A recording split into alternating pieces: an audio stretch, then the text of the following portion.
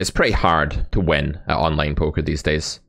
Unless you've got a naturally God-given talent for the game, you're going to have to outwork your opponents enormously. Less than 5% of people are winning in any given stake at cash game poker online. If you're playing in a high rake environment, which most of us are, let's say you're playing something like 100 NL on GG, I think you're paying something like 8 BB per 100 in rake, don't quote me on that exactly, but it's quite a lot.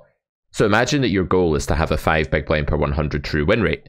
Now you're going to have to beat your opponents by 13 big blinds per 100 pre-rake in order to make that possible. That's absolutely beating the living shit out of them. Like, that's no joke. So how do you do that? Well, here's what you don't do. You don't just sit here using the same thought processes that you've used for years that haven't worked for you. You don't sit here being jaded, complaining about how badly you run and having a sort of distaste for the game and bashing your way through variants, blaming it on bad luck every time it doesn't work out. You don't do that. What's the opposite of a jaded, kind of dull-minded, stuck in a rut poker player? A curious one. It's actually impossible to be simultaneously pissed off, jaded, afraid, anxious, yet also curious. Curiosity is at odds with these things, and it is the antidote, in my opinion, to the problems that many of you poker players are experiencing. In today's session, I'm going to show you how to be curious. We're going to work in a trainer. I'm going to give you a cheesy analogy at the start with some really cool AI-generated visual graphics, and I'm going to try and inspire the hell out of you. I'm going to try to get you to resolve right here today to do better, to put in way more work than your opponents and to obliterate them by double digits BB per 100 pre-rake so that you can actually survive in the hostile climate of online poker. If you're a live player, don't worry, you don't have to work on your game. You can just show up and eat hot dogs and drink pints and still win. Just kidding, it's not quite that easy when you move up in stakes. But yeah, this video is all about how to obliterate the opposition by outworking them via curiosity. Let's do it.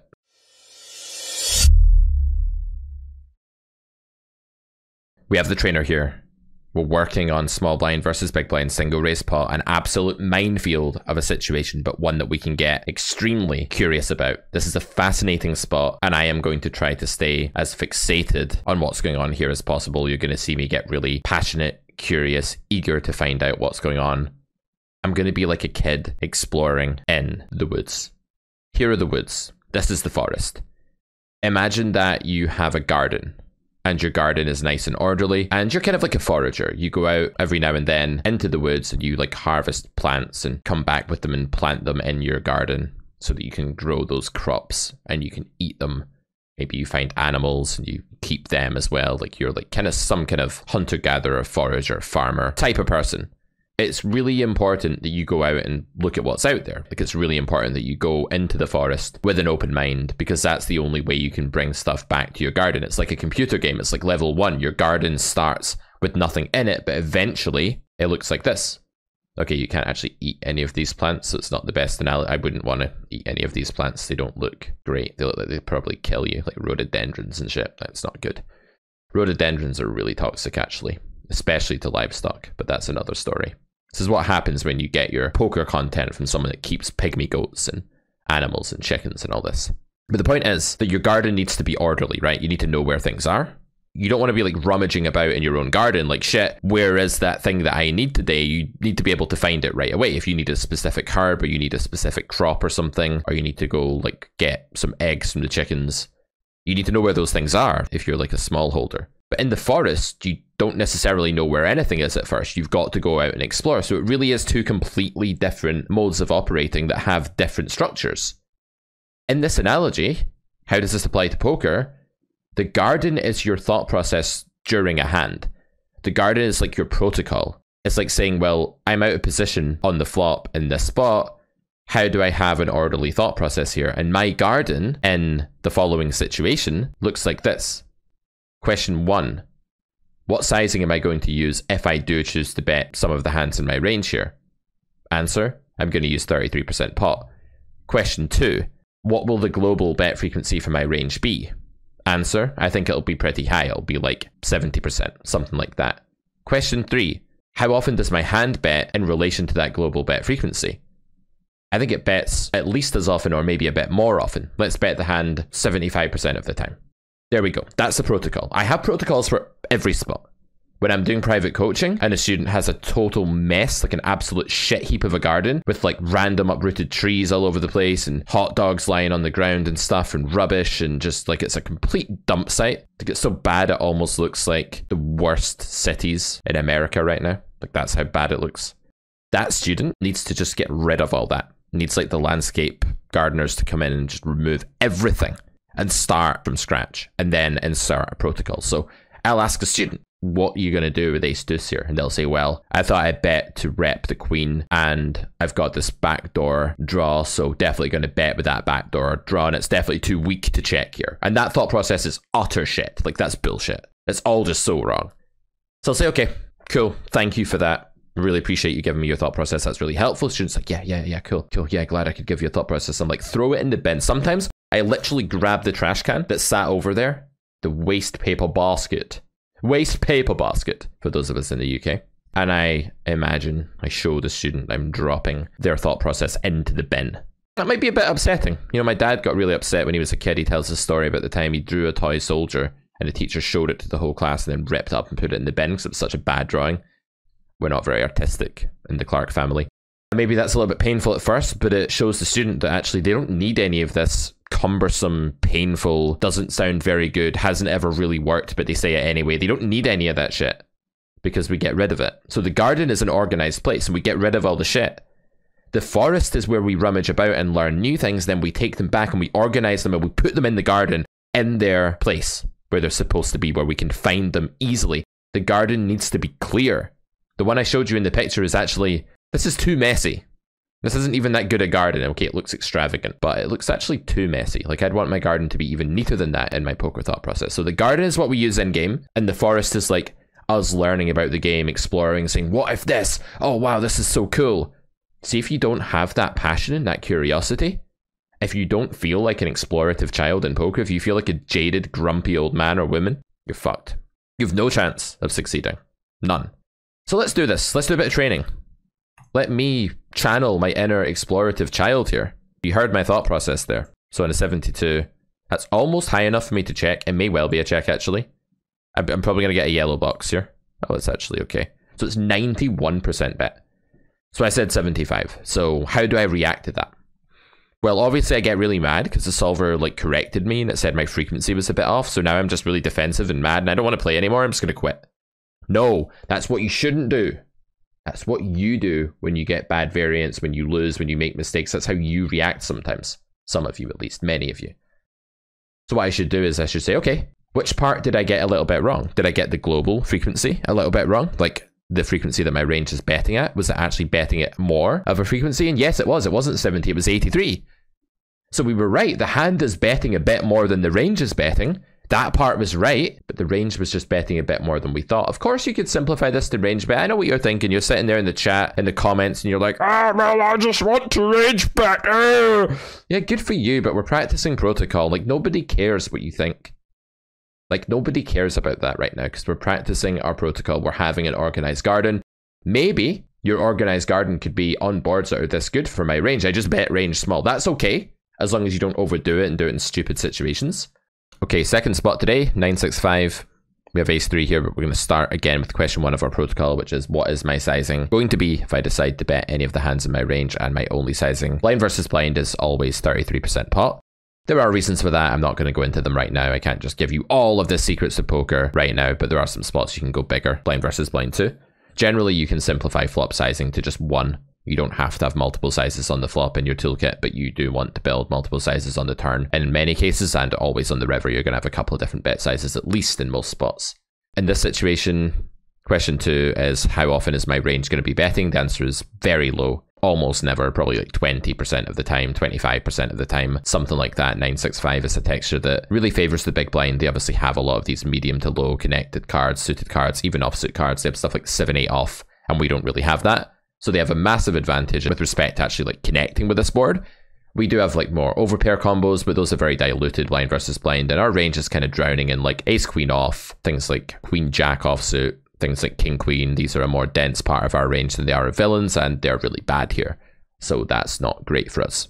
Therefore, low global bet frequency for range. If you hear me use this word global, It refers to the average amount of the time that my range is betting. Question 3 of the protocol is how often is the hand betting in relation to that? I think it's betting a little bit more than the sort of 15, 20% or whatever the range is betting here. 35, maybe. No, can't bet the hand. Okay. So I just got some feedback that I made a very small EV loss. I lost 0.23 chips there, and a big blind is 10 chips. So I lost a fifth of a tenth of a big blind, or 2% of a big blind. So I don't really care about that much in terms of like actual monetary expected EV loss there in theory. But what we want to do now with this information is we want to say, okay, I've just learned something. Well, I'm about to learn something. You can either feel defensive and threatened and be like, oh no, I got a red box, so now the YouTube audience is going to think I don't know how to play the flop. Or I can say, well, hey, this is an opportunity for growth. There's obviously a loophole here, an exception here, where the protocol doesn't work for this hand, so let's find out what it is. We are going to open this spot in the Pio browser here, and what we can see is that the solver is just never betting. So it's gone a step further than like the 15 to 20%, and it's basically just playing a pure range check, which is fine. I didn't think the flop was quite that bad, but I guess it is like a really horrific situation. The boards that I thought were going to be pure range checks were even worse than this, like 764, 765. I thought like the flush draw maybe made it like slightly less bad. Usually when a board is low, when you're the preflop raiser, you actually want it to be monotone or two-tone, not rainbow. Rainbow is even worse because it means that the straights and two pairs and stuff that your opponent has that monopoly over are not going to be, you're never going to outdraw them really with flushes. Yeah, this is just a pure range check. If we look at our hand, you know, we can see that there's some EV loss associated with betting, but not a huge amount. There will be hands that are even worse to bet than this, of course, as well. Like if you look at a hand that has absolutely nothing going on, like a complete piece of trash hand, like the king deuce of spades, now the EV loss is almost a tenth of a big blind. King deuce of diamonds without the backdoor, the EV loss is 3/10 of a big blind. That's actually getting quite meaningful, right? So a little bit off there because I thought there could be some bets, but like infrequently, but actually it's just pure range check. So what have I learned? How do I like come back from the woods with this piece of knowledge and put it in my garden? I can say 965 and boards of that ilk are even worse for me blind versus blind than I thought, and I just theoretically shouldn't have any bets at all. It's even stronger than I thought. We got the rough pattern right, but we weren't really strong enough with it. We need to have more conviction there that that's just a pure range check. So when I'm doing this exercise, guys, don't expect me to get everything right. Like I'm going to make errors. There's going to be things where I'm off. Like this, I'm pretty sure is a clear fold. My protocol there is just simply, do we have enough equity and EV to continue? And the answer is no, because like our outs are terrible. It's quality and quantity of outs. That's what I'm going to assess with non-made hands here. I need to defend a certain amount of my range, but this hand is clearly way, way down in my range. It's got a flimsy overcard out that's not good all that often. It's highly dominated by things like ace-x of hearts. The 3 is an abysmal out that's basically never good or never realizable. And the backdoor draw alone is just going to be too flimsy. We're out of position, which also affects realizability of equity. We talk about that in grade 1 of the Carrot Poker School when we talk about the difference between equity and EV in the very first class of the Carrot Poker School. Although our equity there is something like not totally hopeless, our EV is hopeless. We don't get to realize much of that equity. Okay, next spot, 8-5 deuce, so definitely not as bad a board, but certainly not one we're going to be betting that often. Now, the question I have to answer here is obviously, I'm going to go straight to question 2 because we know it's going to be a small bet. That's the only thing we have the option to do here in my simplified toolkit. So question 2 is, how often is my range betting on 8-5 deuce? I would think less than 50% of the time for sure. Probably 25% to 30% of the time, something like that. Maybe a bit more than that actually, but no, I think the 8 and the 5 both being there. Yeah, I'm going to go with like 30%. The hand, can it ever bet? Is this one of these hands that's a pure check?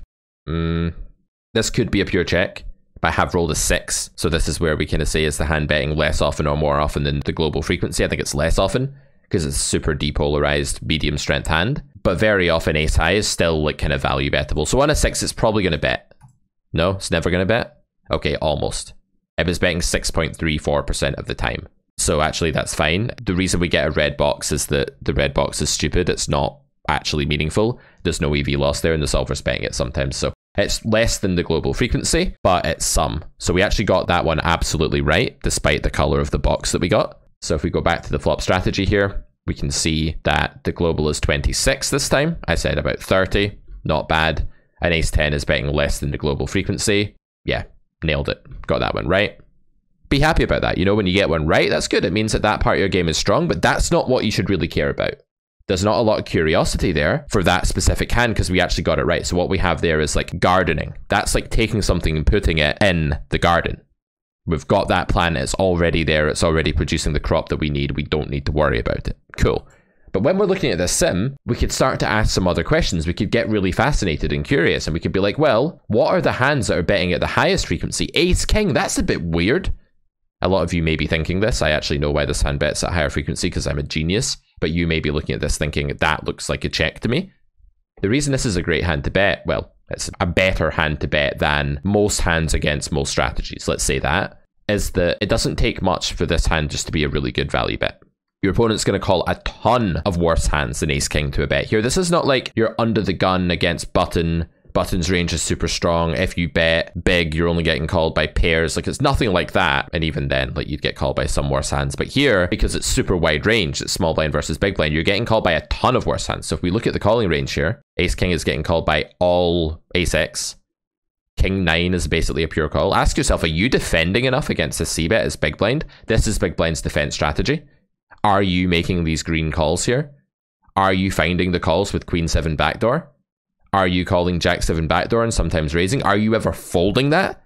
If you're ever folding that, you don't deserve to play the game. Shame on you. So yeah, should never be folding the Jack 7 there. But you get the point. I can go off down a bunch of rabbit holes and I can do a bit of exploring. I need to keep that in check. I need to make sure that what I'm asking myself is actually relevant in this flop spot. When I'm looking at the bet frequency of Ace King, I need to be forming certain neural connections that are meaningful to me, and I need to be doing it with passion and with curiosity. So if I'm just going, oh, this is boring, oh, Ace King bets a lot, okay, yeah, whatever, I'm not going to learn anything. Whereas if I'm like, oh, wow, look at that, Ace King is one of the most frequent bets, what's going on? Well, it's value. You're getting called by loads of worse stuff, and your outs are so premium. So we often talk about quality and quantity of outs in this channel. Not only does this hand retain a ton of equity when called just by being ahead, it also has like the most incredible pair outs possible that dominate the hell out of the opponent's turned and rivered top pairs. So yeah, Ace King, really good bet. Now, are there any hands that are pure checks? That's another thing we could say. Okay, interesting. Ace 6. This is what we call the median of the range, the middle. This hand is a pure check.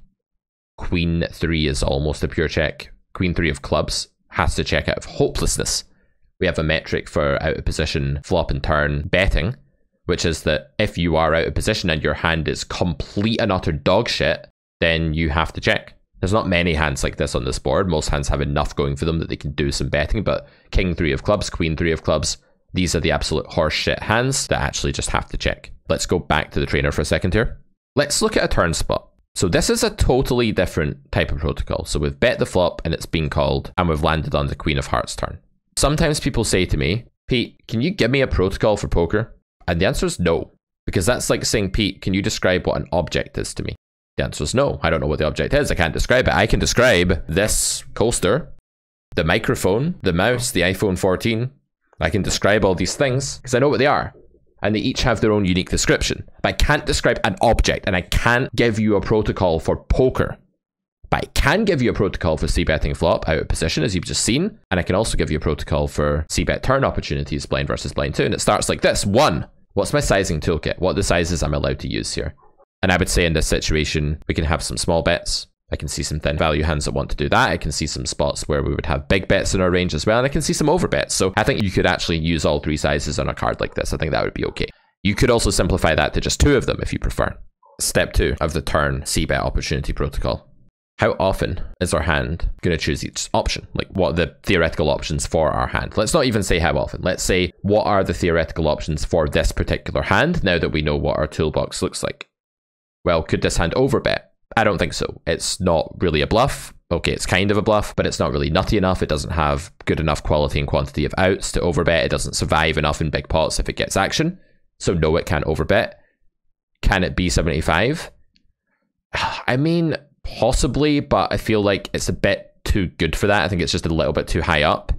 Can it block? I don't think so. I don't think it would be for value or as a bluff very effectively. I don't think it makes many better hands fold. I don't think it gets called by much worse. I think this just checks.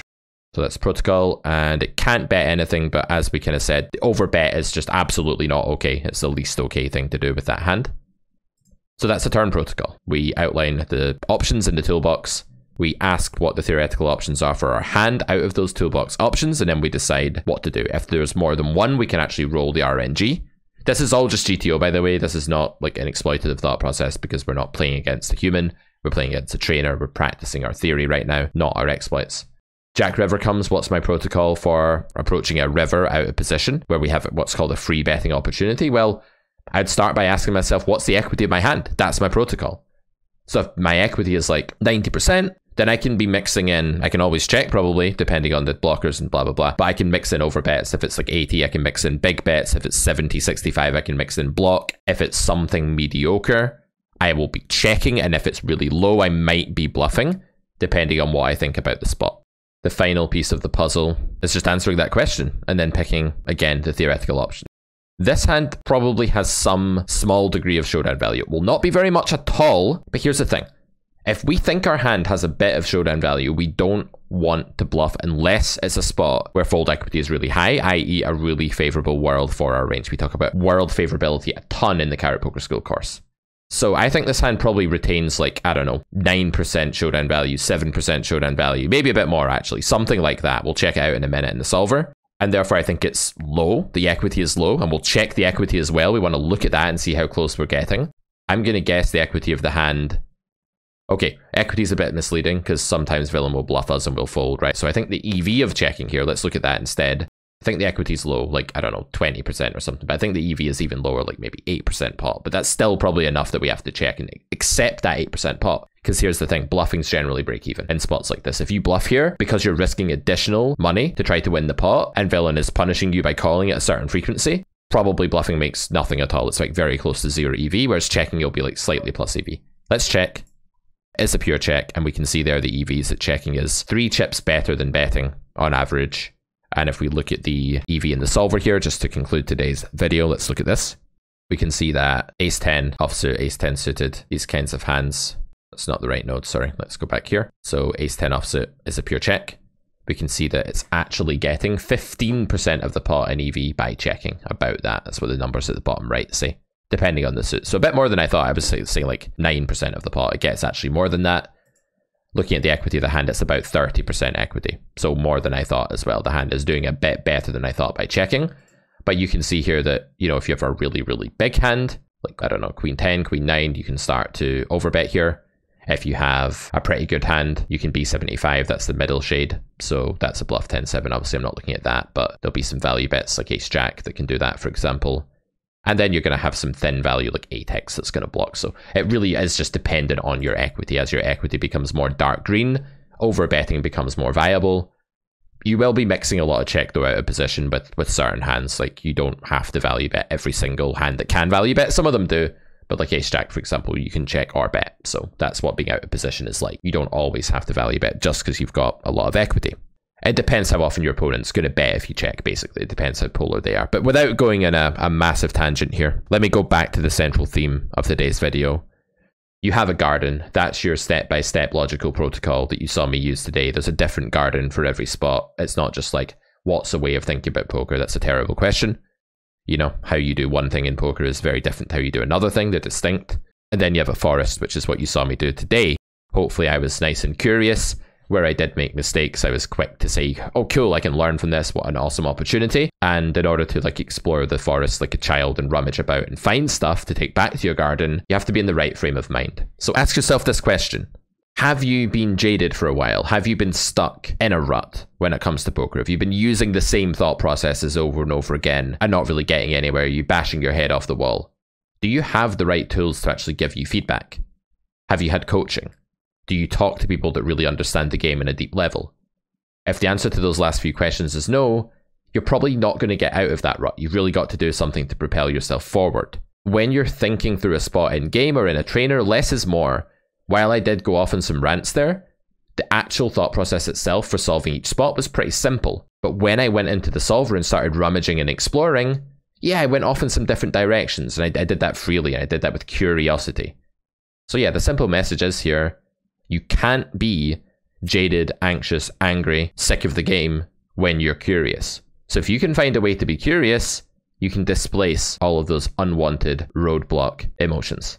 For more from me, it's carrotcorner.com. including the brand new mass data driven grade E part of the Carrot Poker School, which dropped last week. Check it out at Carrot Corner. Do smash that like button. Let me know what you think of the video. I'll see you soon for another one. Bye for now.